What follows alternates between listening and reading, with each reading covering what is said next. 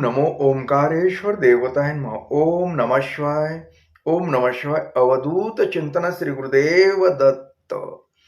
मंडळी, शंका समाधान या कार्यक्रमासाठी मी संगमेश्वरगिरी श्री क्षेत्र ओंकारेश्वर देवस्थान बिलोद्यान जानेगाव इथून आपलं सर्वांचं हार्दिक स्वागत करतो. मंडळी, आज जो प्रश्न आपल्याकडे आलेला आहे तो प्रश्न असा आहे की ह्या भैयाचं दक्षिणमुखी एक मोबाईल शॉपीचं दुकान आहे.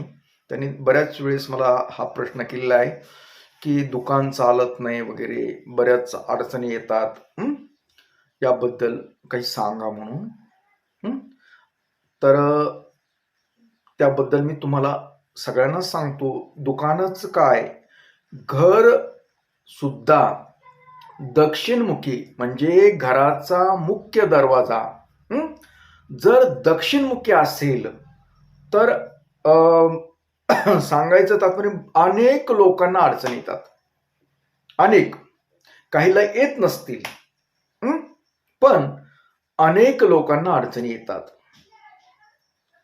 आता तुम्हाला प्रश्न पडले असेल की आता आमची जागाच तशी आहे, आमचं घरच तसं आहे, पूर्ण मार्केटच तसं आहे. ते भैया पण तेच बोलले की आमचं मार्केटच तसं आहे, दक्षिणमुखी सगळं असं असं. मग त्याला काय करावं? फक्त मी काय बोललो की बऱ्याच लोकांना त्यात तुमचा नंबर असू शकतो. काही लोकांना शुभ आहे, काही लोकांना, पण बऱ्याच जास्तीत जास्त लोकांना हा दक्षिणमुखी दरवाजा अथवा मुख्य द्वार जे आपलं घराचा असेल, दुकानाचा असेल, तर ते त्रासदायक ठरतं. त्रासदायक म्हणजे आता घर जर असेल तर घरामध्ये भांडण तंटे लागतात, कुणाची कुणाला पटत नाही. त्यात नवरा बायको असतील, मुलांचं बापाबरोबर आईबरोबर पटत नाही. म्हणजे आणि विशेष म्हणजे त्या घरातलं आरोग्य बिघडलेलं असतं. आर्थिक बाजूच्या सुद्धा समस्या येतात. घर कदाचित जास्त प्रमाणात कर्जबाजारी होऊ शकतं. म्हणजे घरातले जी काही अडीअडचणी ती संपतच नाहीत हे दक्षिणमुखी असल्यानंतर. आता तुम्हाला कदाचित वाटेल की आमचे वास्तुशास्त्राप्रमाणे सांगताय का तुम्ही, असं मनानं सांगताय. ते वास्तुशास्त्राचं वगैरे मलाच नाही सांगायचं आणि मी पण ते तुम्हाला सांगणार नाही. शास्त्र ते बाजूला ठेवतो थोडंसं, कारण शास्त्र सांगण्यासारखी मी नाहीये. मी फक्त अनुभव घेतलेले असतात. मी जी काही तुम्हाला गोष्टी सांगतो ना, कुठल्याही असतील, मी स्वतः अनुभव घेतो त्या गोष्टीचा. काही लोकांचे निरीक्षण करतो, काही घरांचे निरीक्षण, आता घरात जागेच्या बद्दल असेल तर मी स्वतः अभ्यास करतो तिथं जाऊन. मी वास्तुशास्त्राचं एवढ्यात डोक्यात घेत नाहीत, शास्त्र नाही बघत, पण हे जे खरं वास्तविक काय आहे हे बघतो. आणि माझ्या अभ्यासातून, माझ्या अनुभवातून ह्या जी गोष्टी आहेत तेच तुम्हाला सांगतोय आता. की ज्यांचे दक्षिणमुखी घर आहे म्हणजे अथवा दुकान आहे, अनेक लोकांचं बोललोय मगाशी तुम्हाला की त्यांच्या घरामध्ये प्रॉब्लेम आहे. दुकानं असतील तर दुकानामध्ये चलत पाहिजे तसे चलत नाहीत, म्हणजे उदाऱ्या होणं, म्हणजे थोडक्यात धंदा व्यवस्थित न चालणे. पाहिजे तसा धंदा चलत नाही, व्यवसाय होत नाही. बऱ्याच तुमची एखाद्या वेळेस कल्पना असू शकते की म्हणते ना आता सगळं मार्केटच आमचं तसं आहे, मग त्यांचे कसे चलतेत, मग आमचंच कसं. असं तर असेल तर मी सांगतो मग सगळ्याचे दक्षिणमुखीच आहेत ना, मग त्यांचे चलतेत. अरे बाबांनो, ते तुमचं म्हणणं बरोबर आहे. मी काय बोलतो की अनेक लोकांना समस्या आहे, काही लोकांना नसतील पण आहेत, जास्त प्रमाण आहे. आणि त्यातली त्यात जरी त्यांचं बिझनेस चालत असलं तर बाकीच्या काहीतरी घरगुती अडचणी असतात. तुम्ही कधी बघितलंय त्यांचं निरीक्षण करून? आम्ही बघितलंय, मी बघितलंय. मी अभ्यासासाठी तशा लोकांना भेटतो, अगर माझ्याकडे येतात. त्याच्यामुळं बऱ्याच वेळेस चर्चेतून मला ह्या गोष्टी सगळ्या समजतात ना. ते एखादी समस्या घेऊन आल्यानंतर त्यांचं विचारलं जातं, तुमचं घर कसं आहे, कुणीकडे काय आहे, दुकान कसं वगैरे वगैरे वगैरे बोलतो मी. त्यावेळेस बऱ्याच वेळेस मी लिहून ठेवत असतो, म्हणून मला तो अनुभव आहे.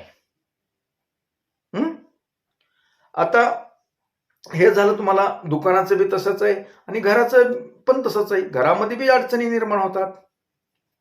घरामध्ये सुद्धा तुम्ही कितीही कमाई केली, भलं तुम्ही नोकरदार असताल, बिझनेसमॅन असताल, काही असाल, पण घराला घरपण नसतं. घराला घरपण देणारे माणसं नसतात या दक्षिणमुखी घरामध्ये. घरात प्रसन्नता वाटत नाही, समाधान वाटत नाही, रखरखपणा असतो. ज्यांना अनुभव आहे त्यांनी मला जरूर सांगायचं.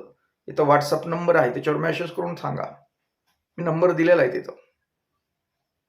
अनुभव आहे का नाही ते पहा फक्त. दक्षिणमुखी घर असल्यानंतर घरामध्ये तुमच्या आनंद नावाचा काही प्रकार होत नाही. जे मुख्य व्यक्ती असते, बाकीच्या नंतर असतोच त्रास, पण जी मुख्य व्यक्ती असते, ज्याच्या नावावर हे घर आहे, ती व्यक्ती सतत तणावामध्ये राहते. लक्षात घ्या. बघा, तुम्ही निरीक्षण करा तुमच्या जवळपासच्या असेल, अगर तुम्ही स्वतः बी असू शकताल.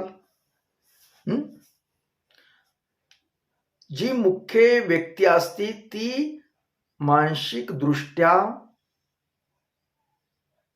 बिघडलेली असते. थोडक्यात लय पुढचं बोलत नाही मी. ती कधी बिघडन, कधी अजून नीट होईल काही सांगतात. घडीत त्या व्यक्तीचे विचार क्षणोक्षणी बदलतात.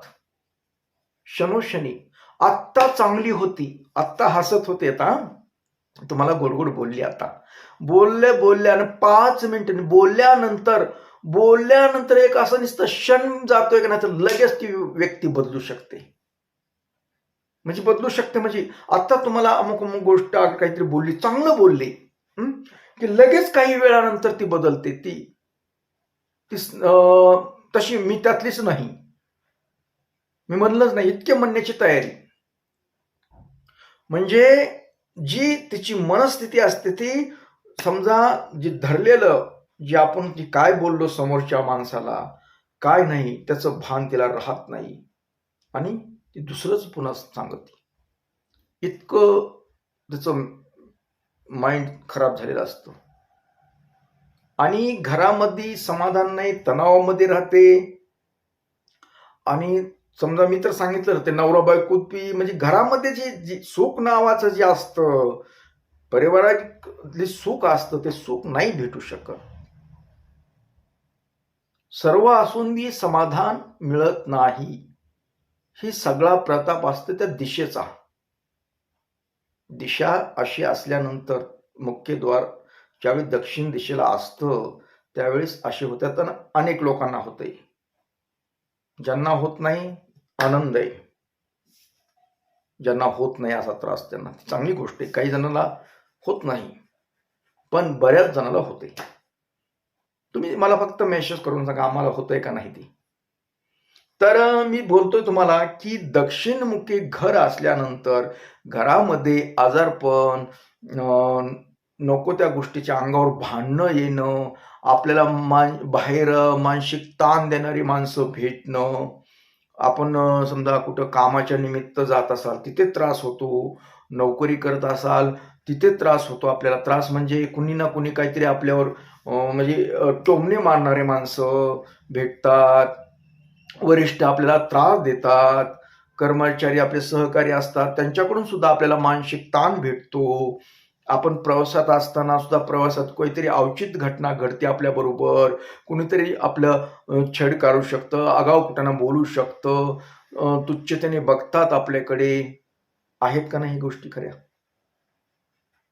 अशा गोष्टी आपल्या जीवनामध्ये घडतात. त्याला हे सुद्धा कारण आहे. त्याला बाकीचे बी असतात पण हे पण कारण आहे त्याला. तर आता हे कारण आहे, मान्य. आहे, हे कारण आहे.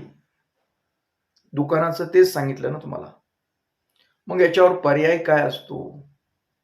तर एक सोपा एक पर्याय याच्यावर. दक्षिणमुखी ज्यावेळेस घर अथवा दुकान असेल त्यावेळेस आपल्या घरामध्ये ज्यावेळेस दरवाजा असा समजा दक्षिणमुखी आहे, तर जर भीत वगैरे काहीतरी असेल ना, तर तिथे एक आरसा लावायचा. 1.5 फुटाचा आरसा लावायचा. आरसा पहिली गोष्ट. जेणेकरून जी बाहेरली ऊर्जा येणारी आहे, नकारात्मक ऊर्जा असते. कारण ही दक्षिणमुख म्हणजे यमाची दिशा असतो समजतो आपण. बऱ्याच वेळेस आपण दक्षिणमुखी आपलं असताना आपण जर दरवाजामध्ये तशा पद्धतीने झोपलो, दक्षिण उत्तर झोपलो, तर आपल्या जे रोग आहेत ते रोगाला सुद्धा उत्तेजन मिळतं, रोग कमी होतच नाही. त्याचं कारण सुद्धा हेच आहे.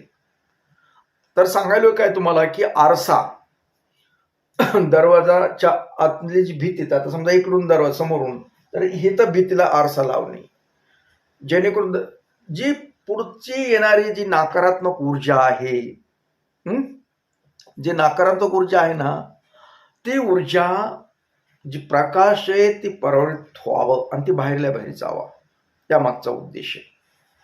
पहिली गोष्ट भिंतीला आरसा लावणे. दुसरी गोष्ट पंचमुखी हनुमानजीचं तर बरेच जण सांगतात, मी पण तेच सांगणार आहे तुम्हाला.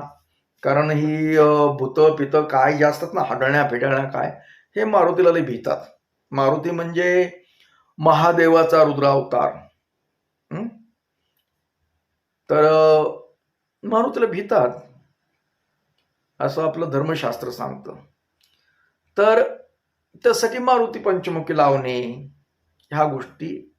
आणि विशेष म्हणजे घरामध्ये वर्षातून एकदा तरी 10-5 माणसं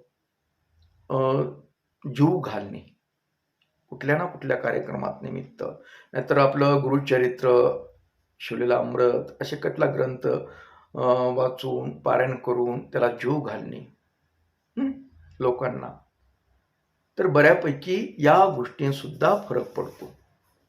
आलं का लक्षात तुमच्या? हे उपाय असतात छोटे छोटे. तुम्हाला घर पाडा म्हणत नाही, तुमचं संडास इकडं फोडून दुसरीकडे बांधा म्हणत नाही, तुमचं किचन बदला म्हणत नाही, मी तुम्हाला काय सांगत नाही, लक्षात घ्या. काही सांगत नाही तुम्हाला, फक्त सोपी गोष्ट सांगतो, कुठली मोडतोड करायची गरज नाही, काय नाही. एवढ्या गोष्टी केल्या तरी बऱ्यापैकी फरक पडू शकतो. आलंय लक्षात तुमच्या? तर ही दक्षिणमुखी घर अथवा दुकान असल्यानंतर हे असे प्रॉब्लेम येतात, त्यावर पर्याय सांगितला आहे. आणि जरी दुकानदारांनी सुद्धा आपल्या दुकानामध्ये तशा पद्धतीचा आरसा लावा, हनुमानजीचा फोटो लावा, हे करू शकता तुम्ही, बऱ्यापैकी फरक पडतो. तर मंडळी, याबरोबरच आजचा हा आपला शंका समाधान कार्यक्रम इथेच थांबूया. परत भेटूया पुढील अशाच एखाद्या प्रश्नासह. तोपर्यंत मंडळी, ओम नमः शिवाय. जय हिंद, जय भारत. सुखी राहा आणि समाधानी राहा.